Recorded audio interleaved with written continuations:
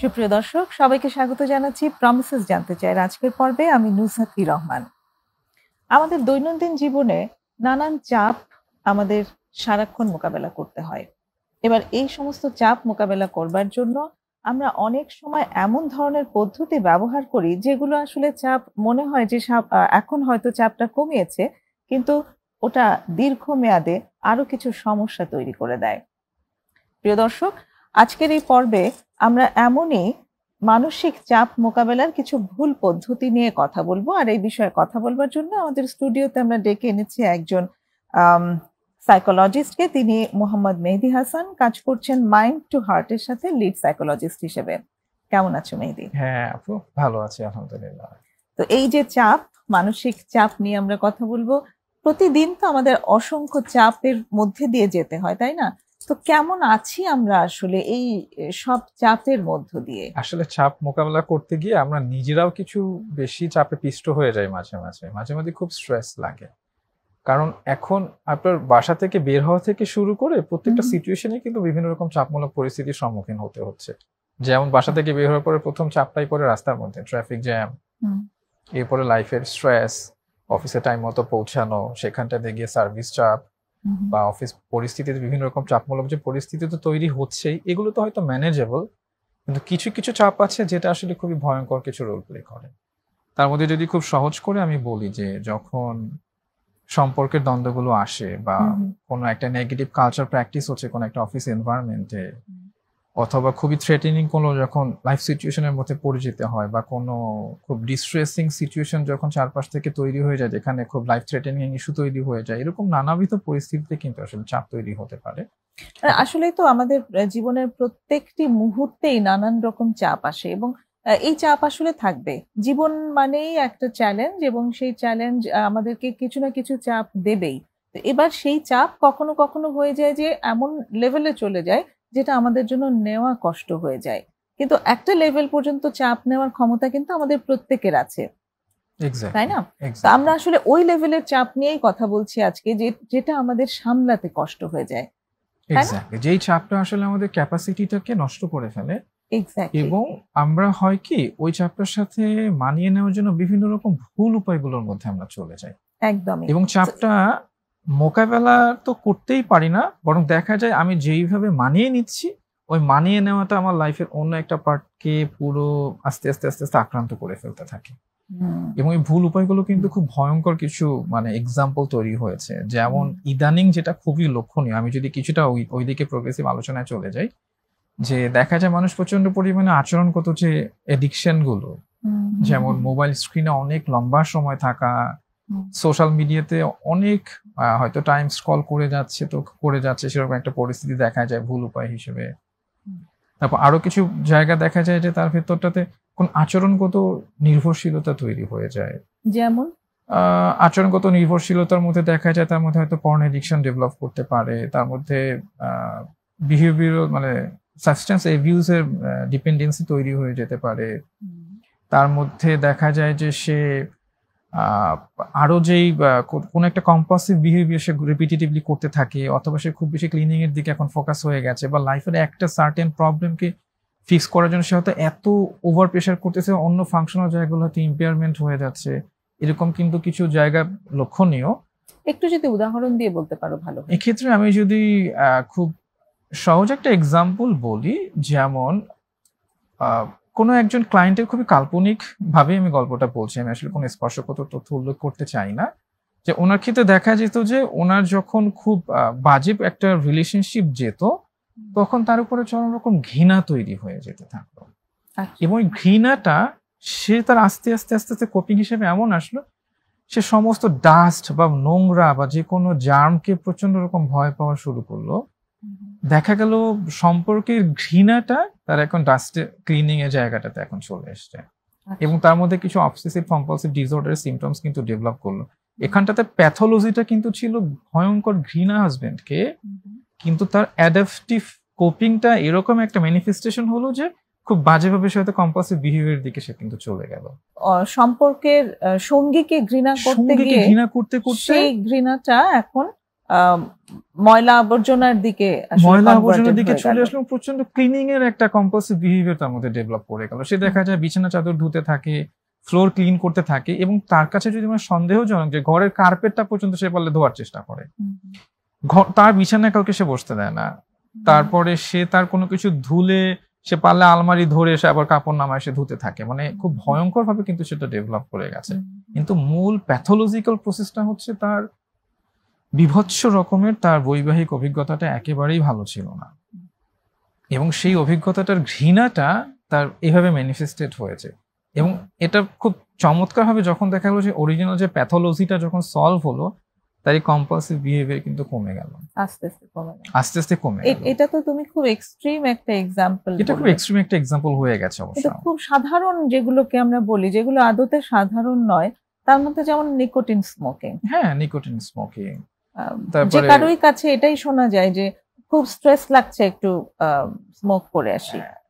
Exactly. শুধু তাই না, এখন আপনি নিজেও জানেন যেমন পাতা বা মারিজুয়ানা, গাঁজার জায়গাটা কিন্তু প্রচন্ড রকম একটা মানে একটা আরেকটা সাধারণ একটা ব্যাপার হয়েছে, খুবই সাধারণ হয়ে গেছে, এবং কালচারালি এতটা সেন্সিটাইজ হয়ে গেছে যে আমার স্ট্রেস লাগছে, I can take a streaks, এবং এটা খুব নর্মালাইজ হয়ে গেছে। এই জায়গাটা কিন্তু ঠিক হচ্ছে না। কিন্তু আপনি নিঃসন্দেহে জানেন যে মারিজুয়ানা কিন্তু ভয়ঙ্কর কিছু ইম্প্যাক্ট আছে। এটা খুব সস্তা ড্রাগ হতে পারে, বাট এটা কিন্তু তাকে মানে নিউরোলজিক্যালি, সাইকোলজিক্যালি খুব ক্ষতি করে ফেলছে। এমনকি সেটা একটা মানে ড্রাগ ইনডিউসড সাইকোসিসের দিকে কিন্তু মানুষটাকে নিয়ে যেতে পারে। সেটা একটা বড় উদ্বেগের জায়গা। এক্স্যাক্টলি। প্রত্যেকটা ড্রাগেরই তো আসলে মানে যেগুলো সাইকোঅ্যাক্টিভ ড্রাগ, প্রত্যেকটি সাইকোঅ্যাক্টিভ ড্রাগেরই এ ধরনের ইম্প্যাক্ট আছে, কারণ এগুলো সরাসরি ব্রেনের উপরে প্রভাব রাখে এবং ব্রেনকে ক্ষতিগ্রস্ত করে। নিউরোকেমিক্যালস ইমব্যালেন্স হয়ে যায়, তখন সে চাইলেও বেসিক্যালি সে কিন্তু নিজের আমিটাকে কন্ট্রোলের মধ্যে রাখতে পারে না। আর নিউরোকেমিক্যালস এর প্রচন্ড রকম আনহেলদি ইমব্যালেন্স যেটা হয়, তার আচরণের উপরে খুব আনকন্ট্রোলড একটা প্যাটার্ন তৈরি হয়ে যায়। তখন সে কিন্তু আরো ওই যে মানে কোয়ান্টিটির সাথে থ্রেশহোল্ড ডেভেলপ হয়ে গেলে কোয়ান্টিটির সাথে এরপরে তার যুদ্ধ চলে, যে গতবার আমি একটা নিয়েছি, ও দিস কুড বি মানে স্যাটিসফ্যাক্টরি, কিন্তু পরের বার সে কিন্তু কয়েকবার পরে একটাতে তারা স্যাটিসফ্যাকশন লেভেল আসতেছে না, এরপরে তাকে কোয়ান্টিটি বাড়াতে হচ্ছে। সে তখন আস্তে আস্তে আস্তে আরো ইন্টেন্সলি ওই একটা মাদকদ্রব্য নির্ভরশীলতার দিকে কিন্তু সে কিন্তু আলটিমেটলি ঝুঁকে পড়ে যাচ্ছে। কিন্তু তার প্যাথোলজিটা কোথায় ছিল, সেই জায়গাটা যদি আমি চিন্তা করি, একজন মানে মানসিক স্বাস্থ্যজীবী বা পেশাজীবী হিসেবে আমার খুব উদ্বেগের জায়গা যে চাপটাকে কিন্তু অনেক হেলদি হয়তো কোপিং এর ওয়ে ছিল, সেটা না করে বা তার চাপটাকে ক্লিন না করে সে ওই ভুল কোপিং এর দিকে সে কিন্তু চলে গেল। এটা একটা আমার আসলে উদ্বেগের জায়গা থেকে আমি ফিল করছি, এবং সেটা খুব কমন দেখতে পাচ্ছি। এটা একটা জাতীয় উদ্বেগেরই জায়গা আসলে, এবং আমরা সেই আজকের এই প্ল্যাটফর্মের মাধ্যমে আমরা এই উদ্বেগটা প্রকাশ করব, যাতে সবাই এটা নিয়ে একটু সচেতন হয় যে মারিজুয়ানা বলি, গাঁজা বলি, বা যে নামেই বলি, বা সিগারেট যেটা আমরা নিকোটিন বলছি, এগুলো কোনোটাই আসলে খুব স্বাভাবিক বা সাধারণ কিছু না, যেটাকে মানে কমন বলে সবাই তো ব্যবহার করছেই বলে এটাকে চালিয়ে দেওয়া উচিত না। এবং তার সাথে সাথে আরো কিছু জিনিস একটু যদি আমাদের দর্শকদেরকে একটু আলোকিত করো, যে আরো কিছু ড্রাগ আছে, যেমন অ্যালকোহল, এটাকেও অনেকে ড্রাগ বলে মনে করে না, অ্যালকোহলকে একটা আলাদা ব্যাপার বলে মনে করে। ড্রাগ বলতেই অনেক সময় শুধু হেরোইন, মরফিন কিংবা ইয়াবা, এগুলোকেই কোকেন, এগুলোকেই কাউন্ট করা হয়। কিন্তু গাঁজা, অ্যালকোহল, এগুলোও যে আসলে এরই মধ্যে পড়ছে, এই ব্যাপারগুলো সম্পর্কে অনেকেই একেবারেই অসচেতন, যার ফলে কিন্তু মানে হার্মিং টেন্ডেন্সি বেড়ে যাচ্ছে। আর এই জায়গাটাতে আমি বলবো কালচারাল কিছু চ্যালেঞ্জেস আছে অনেক। যেমন আমি যদি বলি, খুব আপরাইজিং যে কালচারাল সিচুয়েশনে অ্যালকোহলটা খুবই নর্মালাইজ একটা পানীয়র মতো ব্যবহার করা হয়। কোনো কোনো বাসাতে দেখা যায় ফ্রিজারে তাদের অ্যালকোহলস হয়তো থাকছে, অথবা they have the licences to use the alcohols, তখন তারা তাদের পারিবারিক পরিমণ্ডলে খুবই স্বাভাবিকভাবে যেটা ব্যবহৃত হচ্ছে, সেটা কিন্তু আমাদের অন্য কোনো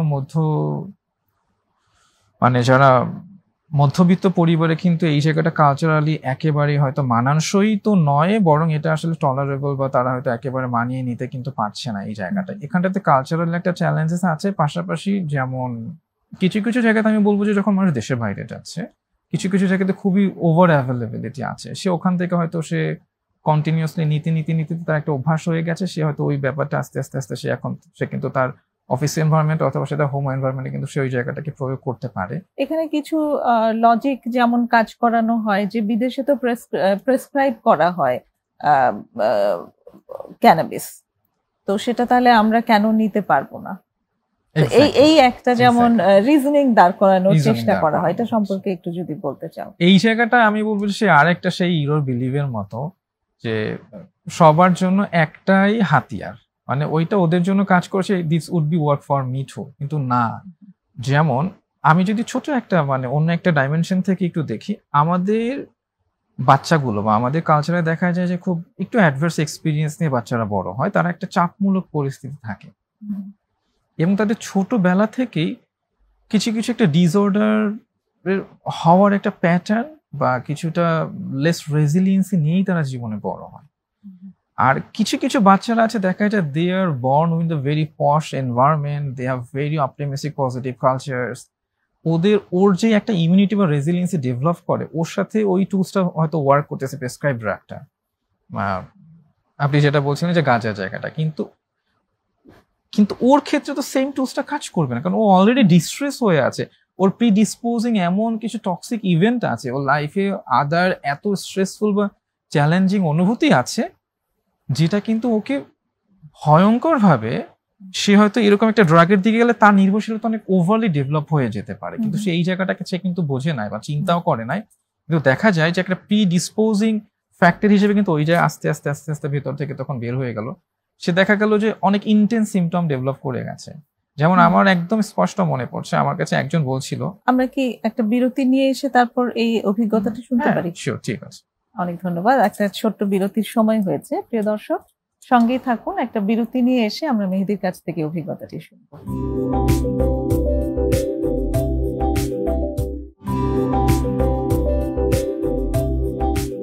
চলছে প্রমিসেস জানতে চাই। আজ কথা হচ্ছে মানসিক চাপ মোকাবেলার ভুল উপায় নিয়ে মোহাম্মদ মেহেদী হাসানের সাথে। মেহেদী, আমরা যেখানটা ছিলাম সেটি ছিল এরকম যে এক একজন মানুষের রেজিলিয়েন্স এক এক রকম হয়, তো একটি পদ্ধতি একজনের জন্য কার্যকর হলে অন্য একজনের জন্য একই রকম ভাবে কার্যকর হবে, এটা নাও হতে পারে। তো সেই একটি এক্সপিরিয়েন্স তুমি শেয়ার করতে চাচ্ছিলে। আমি এখানটাতে একটা গবেষণার একটা পার্ট উল্লেখ করে বলতে চাই, একটা এভিডেন্স হিসেবে। যেমন অ্যাডভার্স চাইল্ডহুড এক্সপিরিয়েন্স একটা স্টাডি আছে, খুব সিগনিফিকেন্ট একটা স্টাডি, যেটা 10 বছর ধরে একটা গবেষণা চলেছিল আমেরিকাতে। 17,000-এর উপরে পার্টিসিপেন্টস ছিল। ওদের জীবনের ওই কিছু ফ্যাক্টর চলে এসছে, খুব ইনসাইটফুল কিছু তথ্য এসছে, যাদের জীবনে অ্যাডভার্স এক্সপিরিয়েন্স অনেক বেশি থাকে, মানে কষ্টমূলক অভিজ্ঞতা, যেমন অ্যাভয়েডেন্স, তারপরে directly physical abuse, emotional abuse, sexual abuse, neglect, physical neglect, emotional neglect, তারপরে দেখা যায় বাবা মায়ের কোনো প্যারেন্টাল জায়গাতে তাদের অনেক বেশি ভায়োলেন্ট বিহেভিয়ার, তারপরে তাদের কেউ যদি জেলখানাতে যায় অথবা যদি তাদের ভেতরে প্রচন্ড রকম ফাইন্যান্সিয়াল ক্রাইসিস থাকে, এই যে অ্যাডভার্স এক্সপিরিয়েন্স গুলো যখন মানুষ বেশি বেশি এক্সপিরিয়েন্স করে, এটা ইন্টেন্সিটি যত বেশি থাকে, একটা মানুষের তার ভেতরে তার রেজিলিয়েন্স বা ক্যাপাসিটি কিন্তু অনেক কম থাকে।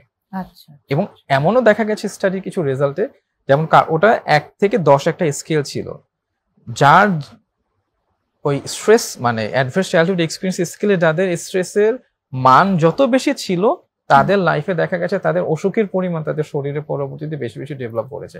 কারো ক্যান্সার ডেভেলপ করেছে, কারো হার্ট ডিজিজ ডেভেলপ করেছে, কারো হাইপার মানে অন্যান্য যে হাইপার টেনশন রিলেটেড ডিসঅর্ডার বা কমপ্লিকেশনস ডেভেলপ করেছে, কারো খুব আর্লি ডায়াবেটিক ডেভেলপ করেছে। এবং তাদের জীবনে এটা দেখা গেছে যে তাদের হেলথ ঠিক করার পেছনে অনেক বেশি খরচ করতে হচ্ছে। তার মানে কি, চাপমূলক পরিস্থিতি কিন্তু তার ভেতরে ইমিউনিটি, অটো ইমিউনো যেটা আমরা আসলে গড গিফটেড রিসিভ করি, সেই জায়গাটা প্রথম দিকেই একটা নেগেটিভ এফেক্টের মধ্যে মানে প্রভাবের মধ্যে প্রভাবিত হয়ে যায়। সে কিছুটা দুর্বলতা বা উইকনেসের মধ্যেই সে কিন্তু একটা সামনের দিকে জীবনে এগিয়ে যেতে থাকে। এখন এই মানুষটাকে যদি আপনি প্রেসক্রাইবড সেই মারিজুয়ানা ব্যবহার করেন, তার তো ওই যে অটো ইমিউনি সিস্টেমটা এমনিতেই উইক, তো ওইখানটাতে যখন তার এখন একটা এরকম মানে লেস টলারেবল একটা ড্রাগের সেই কেমিক্যালস গুলো যাবে, সেটা তাকে আরো বেশি ক্ষতি করার একটা ব্যাপার কিন্তু লক্ষণীয় হয়েছে। কিন্তু যে মানুষটা অনেক ভালো এনভায়রনমেন্টে ছিল, তার তো এরকম হয়তো ওরকম তার অনেক ক্যাপাসিটি অনেক বা স্ট্রেংথ বা অটোইমিউনি অনেক বেটার একটা সিচুয়েশন আছে, ওর জন্য হয়তো ওয়ার্ক করতে পারে। এটা একটা ফ্যাক্ট হিসেবে আমি ধরে নিচ্ছি, এটা কিন্তু সবার জন্য অ্যাপ্লিকেবল না। Exactly, at the same time যেখানে অ্যাকচুয়ালি মারিজুয়ানা ফার্মেসিতে বিক্রি হচ্ছে, সেখানে ওটার লেভেলটাকেও সেভাবে লিমিট করেই তারপর দেওয়া হচ্ছে, Exactly. যাতে সেটা শরীরের উপরে যেটুকু প্রভাব রাখা প্রয়োজন সেটুকুই রাখতে পারে। কিন্তু আমাদের দেশে তো এটা যেহেতু ইললিগাল, এবং এটার ভেতরে যে উপাদানগুলো আছে সেই ক্ষতিকর উপাদানগুলোকে লিমিট করা হয় না, সেজন্য তো আমাদের এখানে এই যুক্তিটা এখানে আসলে খাটবেও না, একেবারে যে খাটবে না। যেটা বিদেশে যাদের জায়গায় লিগ্যাল আছে সেটা আমাদের এখানকার সাথে বিষয়টা একরকম হবে না। যে এরকম কিছু যুক্তি আসলে অনেকেই নিয়ে আসেন ব্যবহার করবার জন্য, এটা হচ্ছে এটা ইউজ করবার জন্য একটা ছুতো যদি বলা যায়, সে নিঃসন্দেহে। অজুহাতটা তিনি ব্যবহার করেন এই সমস্ত যুক্তিগুলো দিয়ে। প্রাথমিকভাবে সে হয়তো এটাকে একটা কোপিং মেকানিজম হিসেবে ব্যবহার করতে পেরেছে, যে এটা তাকে অন্য মানসিক যন্ত্রণা থেকে আলাদা করেছে, কিন্তু কিছুদিন পরে সে যখন ফিজিক্যালি ডিপেন্ডেন্ট হয়েছে তখন এটা কিন্তু কিছু ফিজিক্যাল পেইন এটার সাথে অ্যাড করে দিয়েছে। তার যে শারীরিক উইথড্রল হয়, সেই উইথড্রল থেকে সে বাঁচবার জন্যই আবার হেরোইন নিচ্ছে, তখন আর মানসিক যন্ত্রণার জন্য নিচ্ছে এটা কিন্তু আর হচ্ছে না, এক্স্যাক্টলি তাই না? এক্স্যাক্টলি, তখন দেখা যায় তার প্রেফারেন্স চেঞ্জ হয়ে যায়, এক্স্যাক্টলি। অন্য পেইন রিলিফের জন্য সে ব্যবহার করছে। আপু, আমি আরেকটা জায়গাতে বেশ উদ্বেগ, মানে আমি এইটা একটু বেশি ইদানিং লক্ষ্য করছি। আমি সরি, এটা একটু আমি নিজে থেকে বলতে চাই যে হ্যাঁ, প্লিজ। আমাদের খুব নর্মাল একটা বিহেভিয়ার হিসেবে কাউন্ট করা হয় যেমন স্ক্রিনে টাইম, স্ক্রিন টাইমটা। আমি এমনও দেখেছি তারা নিজেরা বলেছে যে কারো কারো দিনে 6-7 ঘন্টা স্ক্রিন টাইমিং থাকে, কারো কারো এরও অধিক থাকে, এবং তার পড়াশোনা থেকে শুরু করে লাইফের যতগুলো ফাংশনাল আসপেক্টস থাকে এটা কিন্তু খুব বাজেভাবে নষ্ট হয়ে যায়, কারণ সবকিছু রুটিনের বাইরে চলে যাচ্ছে স্ক্রিন অনেক ওভারটাইম থাকার জন্য। এটার কিছু কিন্তু ফিজিক্যাল ড্যামেজও আছে, যেমন দেখা যায় এখন চোখের প্রবলেমটা নিয়ে অনেকে আসছেন, বা অনেক ইয়াং অ্যাডোলেসেন্স বা আরো ইয়াং অ্যাডাল্টরা এখন অনেক মোটা মোটা চশমা পড়তে হচ্ছে, লেন্সের পাওয়ার বাড়ায় যাচ্ছে।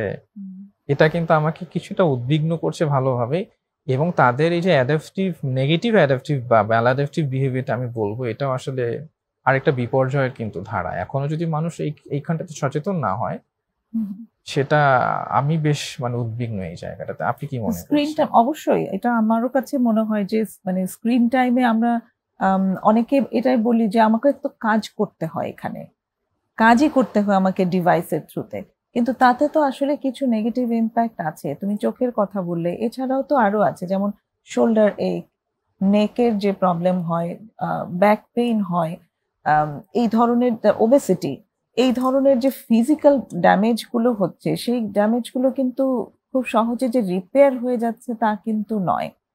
এবং তার সাথে সাথে যে সমস্ত যে উইথড্রল হয়, যেমন ড্রাগের যে উইথড্রল হয়, স্ক্রিন অ্যাডিকশনেরও কিন্তু সেম ধরনের উইথড্রল হয়। এবং এইটা এত ডিফিকাল্ট যে তার একটা আনহেলদি ডোপামিন পাওয়ার নির্ভরশীলতা তৈরি হয়। সে যখন একটু একটু গেম খেলছে বা স্ক্রিনে কোনো একটা কাজে ইনভলভ আছে, তখন তার ব্রেন অনেক হাইপার অ্যারাউজড, একটা হাইপার ডোপামিন সিক্রেশন হয়, এবং সে তখন যেটা চায় ওই সারাক্ষণ হাইপার সিচুয়েশন বা হাইপার ডোপামিন সিক্রেশনের একটা সাইকেলের মধ্যে সে যখন ডিপেন্ডেন্ট হয়ে যায়, দেখা যায় ডিভাইসটা সরিয়ে ফেললো, এখন হঠাৎ করে বেশি ডাউন হয়ে যাচ্ছে, যে হাইপার থেকে হাইপোতে চলে ইমোবিলাইজ রেসপন্স হয়ে যাচ্ছে, তখন সে আর মানিয়ে নিতে পারে না, তখন সে আবার ভালো থাকার জন্য আবার গ্যাজেটের কাছে ফিরে যাচ্ছে। এক্স্যাক্টলি, এবং এখন আমাদের ক্ষেত্রে এরকম হয়েছে যে নিত্যদিনের প্রতি মুহূর্তে গ্যাজেটটা সঙ্গে না থাকা মানে একটা ইনসিকিউরিটি তৈরি হয়। আমার একটা এক্সপিরিয়েন্স শেয়ার করি। আমি একদিন অফিসে গেছি, বাসায় আমার ফোনটা ফেলে রেখে গেছি। তো যাওয়ার পরপরই আমার মনে হলো হায় হায় কেমন হলো, এখন আমি কি করব, যদি কেউ ফোন করে, প্রথম চিন্তা হচ্ছে কেউ ফোন করে তো আমাকে পাবে না। পরে ভাবলাম যে আচ্ছা, অসুবিধা নাই, না পেলেও আমিও খুব বেশি সময়ের জন্য বাইরে নেই। কিন্তু শুধু ফোনই তো না, আমি তো পত্রিকাও পড়ছি ওখানে, সোশ্যাল নেটওয়ার্কটাও আমি প্রতি মুহূর্তেই ওখানেই খেয়াল করছি। তা আমি প্রথমেই দেখলাম যে আমার আসলে কিছু করার নাই, অফিসের যে অন্য কাজ আছে সেখান থেকে আমি যে খানিকক্ষণের জন্য একটু মুখ ফিরিয়ে অন্য কিছু করব, সেটা না, আমার কিছু করার নাই, এটা একটা। এবং আমি দেখলাম যে আমার আশপাশে যারা কালিগরা আছে ওরা আরো বেশি ইনসিকিউর হয়ে গেল, কারণ ওরা ভেবেই পাচ্ছে না যে একটা মানুষ কিভাবে মোবাইল ছাড়া 4-5 ঘন্টা থাকতে পারে। তার মানে এটা কত অ্যালার্মিং একটা জায়গায় আমাদেরকে নিয়ে গেছে যে আমরা কতটা ডিপেন্ডেন্ট, যে এই মোবাইল ফোনটা ছাড়া আমাদের মুহূর্তই আমরা চিন্তা করতে পারছি না। আমরা হয়তো স্বাভাবিকই কাজ করছি, আমাদের হয়তো অ্যাডিকশন নেই, আমি যাদের কথা বললাম, কিন্তু তারপরও কিন্তু এটাকে আমি কি অ্যাডিকশনের বাইরে ফেলবো, তাই না? তোমার কাছে আসবো, আরেকটা বিরতির সময় এসেছে Sure, আমাদের। ঠিক আছে। বিরতি শেষ করে প্রিয় দর্শক আরেকটা বিরতি নেব, আশা করি সঙ্গেই থাকবেন।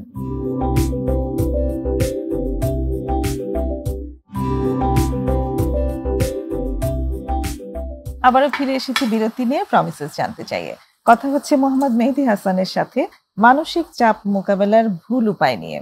তারপর বিরতির ডিভাইসের আগে- জায়গাটাতে ছিলেন। হ্যাঁ, ডিভাইসের জায়গাটাতে ছিলাম, যে আমাদের নিত্যদিনের ডিভাইস এত বেশি অপরিহার্য যে হয়েছে।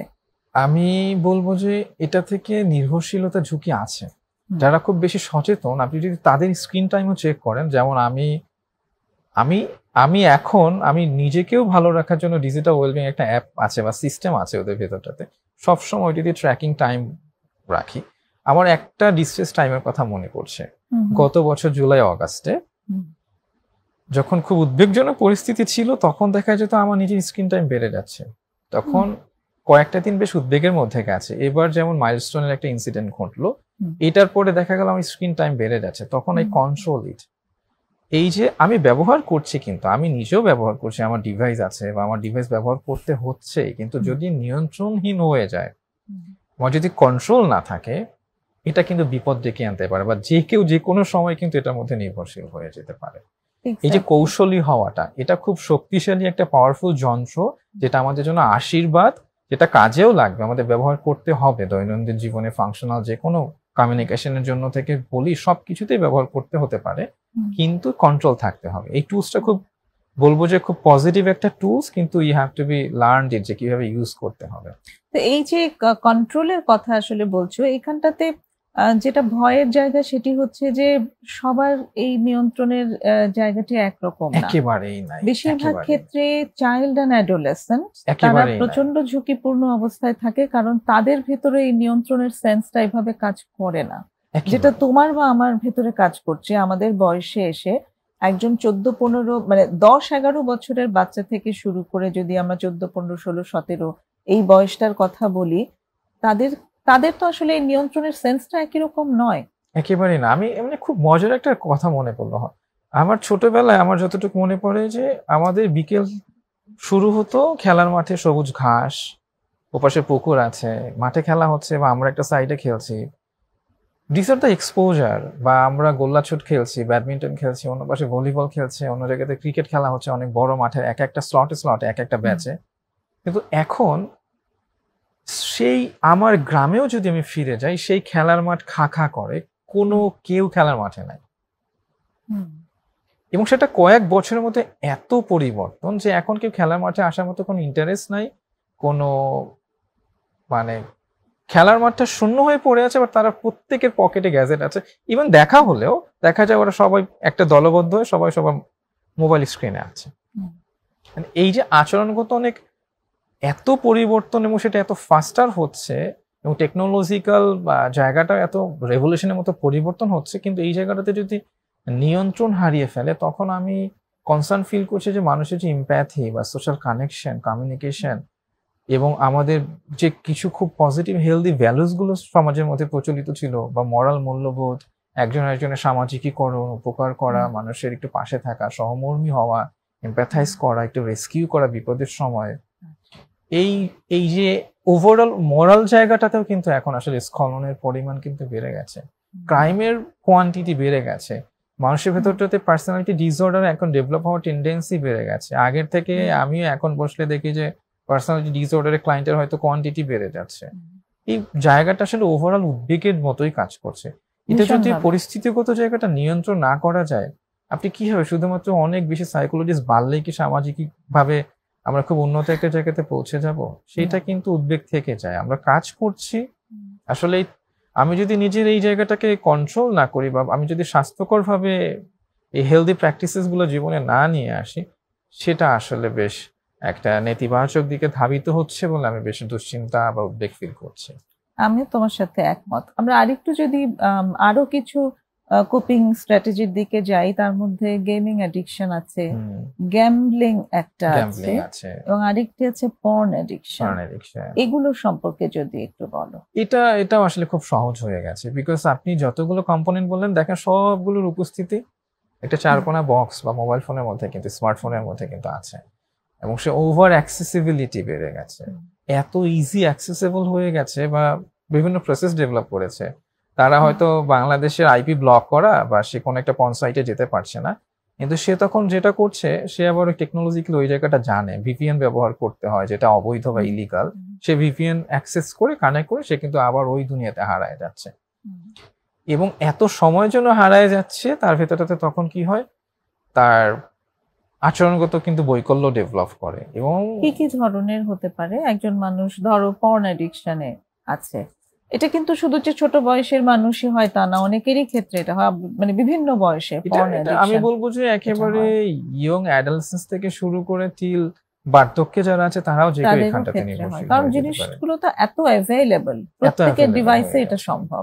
এবং এটা আমি বলবো যে ভয়ঙ্কর একটা স্খলন, নৈতিক স্খলন, এবং মরাল জায়গাটা এত মরালি ইনসেন্সিবল হয়ে যাচ্ছে। বাচ্চারা বা যারা এই পর্ন এডিকশনের দিকে যাচ্ছে, তাদের প্যাটার্নটা, তাদের আচরণগত প্যাটার্ন, তাদের সেক্সুয়াল প্যাটার্ন বা মানে বিহেভিয়ার প্যাটার্ন বা sexual behaviour even sort of ইন্টিমেসির ক্ষেত্রে অত্যন্ত নেগেটিভ ভয়াবহ রকমের কিন্তু পরিবর্তিত হয়ে যাচ্ছে। এটাও আসলে আরেকটা বড় উদ্বেগের জায়গা।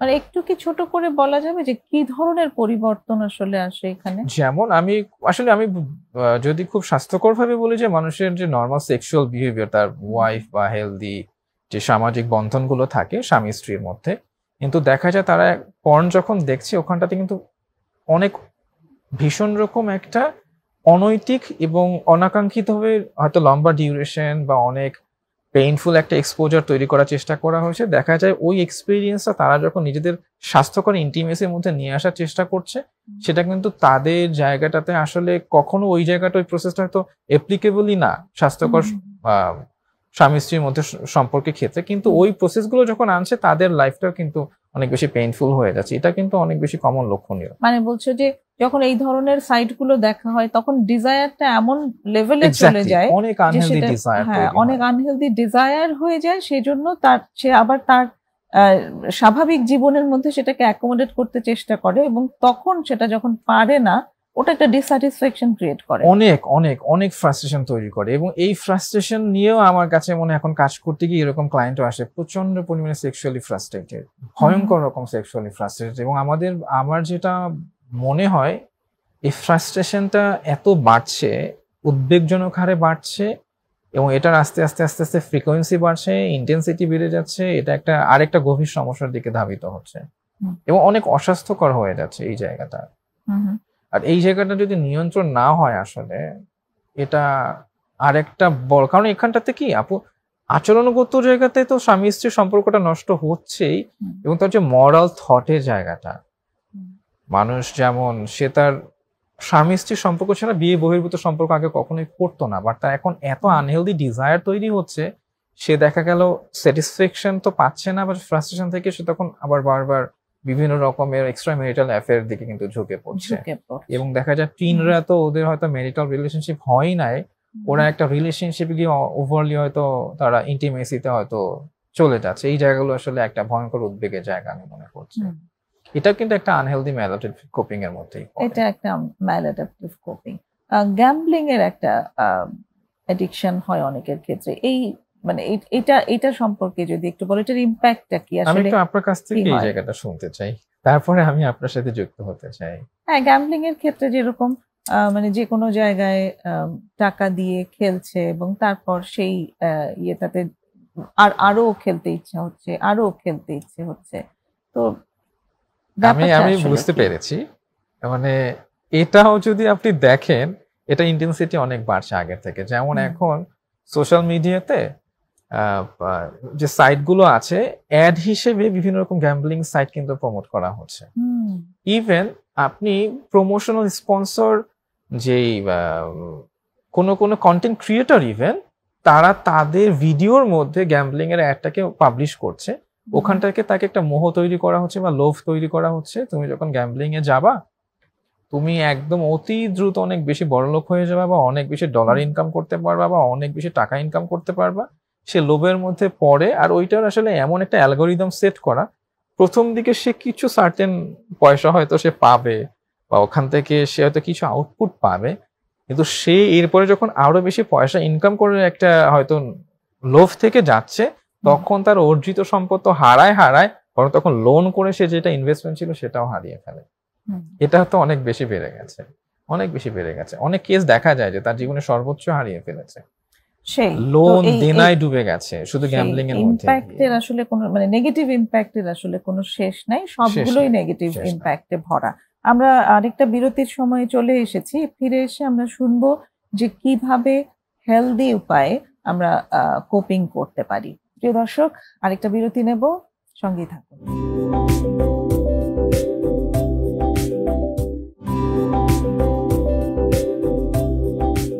ছোট্ট বিরতি নিয়ে ফিরে এসেছি প্রমিসেস জানতে চাই।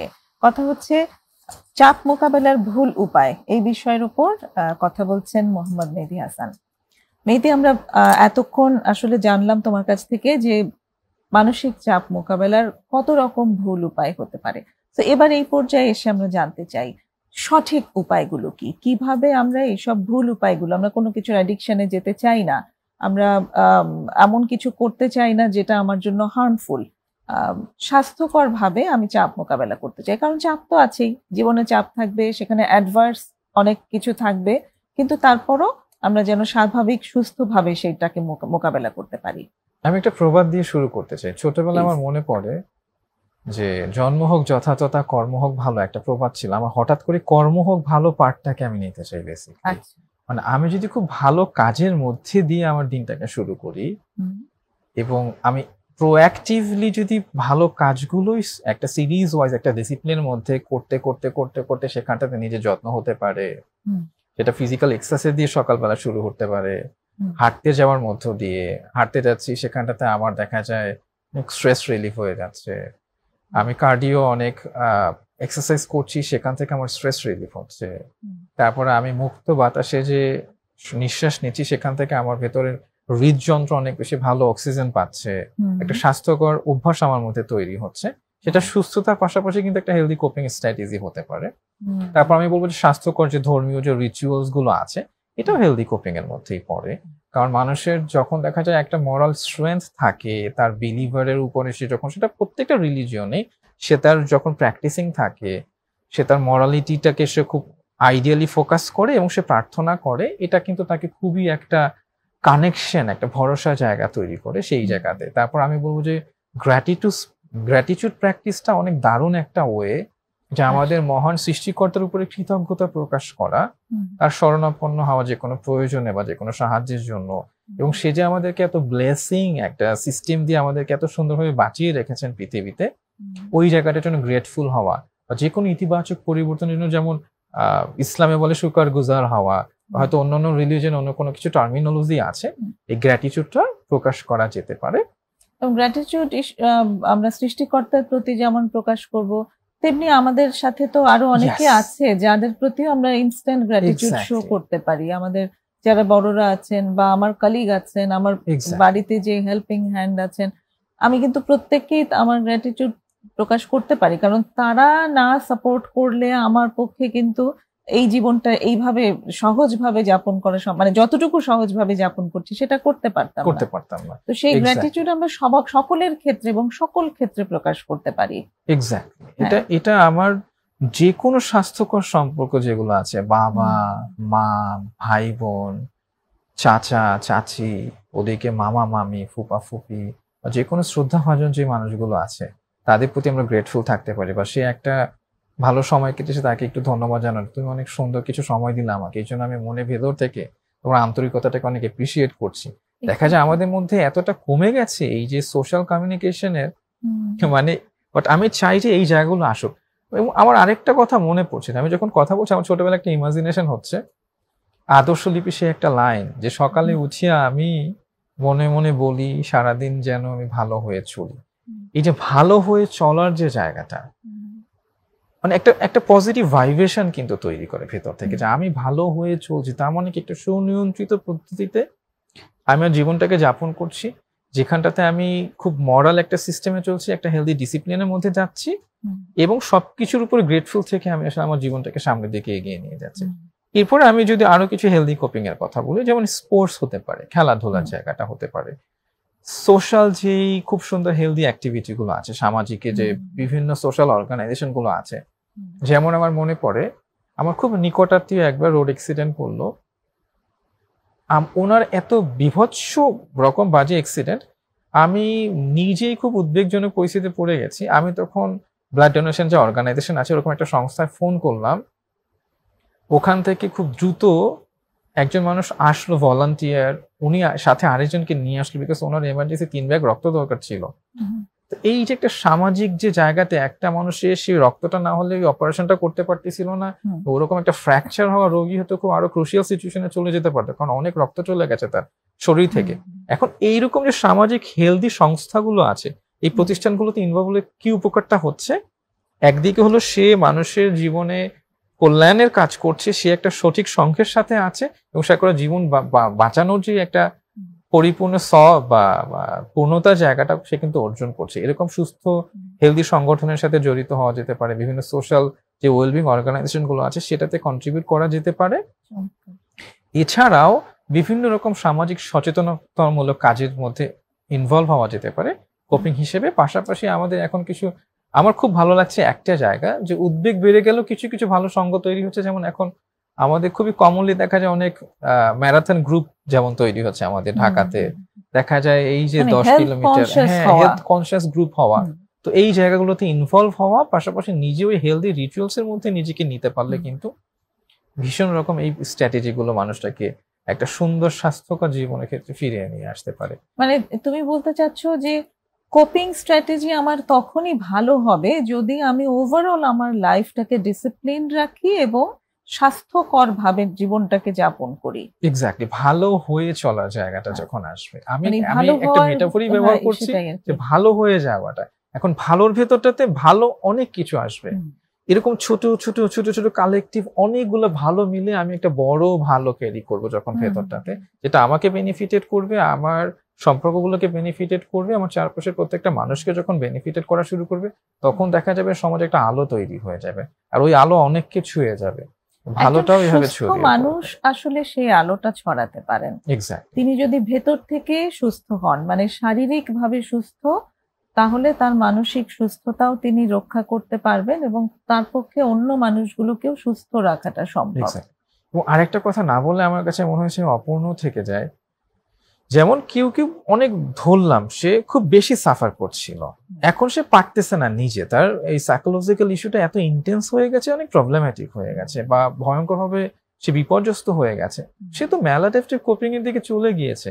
কিন্তু এই মানুষরা বেঁচে থাকার জন্য বা সুস্থ জীবনে ফেরার জন্য কিন্তু অনেকগুলো এখন যে mental health service provider organisation আছে যারা খুব প্রমাণ ভিত্তিক যে পদ্ধতিগুলো ব্যবহার করে, আমি এখানটাতে এই ওয়ার্ডটাকে আবার এমফেসাইজ করছি, প্রমাণ ভিত্তিক এভিডেন্স বেস পদ্ধতিগুলোকে ব্যবহার করে যারা প্র্যাকটিস করে, এরকম ভালো প্র্যাকটিশনারের কাছে যাওয়া আর নিজের ওই যন্ত্রণাগুলোকে আসলে প্রসেস করতে হয়, স্বাস্থ্যকরভাবে প্রসেস করে সে কিন্তু একটা সুস্থ ইতিবাচক জীবনধারায় আসলে তার কিন্তু ফেরা দরকার, যেটাও একটা স্বাস্থ্যকর কোপিং স্ট্র্যাটেজির অন্যতম একটা ওয়ে কিন্তু। এক্স্যাক্টলি, কোনো স্বাস্থ্যকর কর্মী বা মেন্টাল হেলথ স্পেশালিস্টের হেল্প নিয়ে তিনি তার স্বাস্থ্যকর জীবনে আবার ফেরত আসতে পারেন। অনেক ধন্যবাদ মেহেদী, খুব চমৎকার আলোচনা হলো, আমার মনে হয় দর্শকরা উপকৃত হয়েছেন। আজকে অনুষ্ঠানের একদম শেষ পর্যায়ে চলে এসেছি আমরা।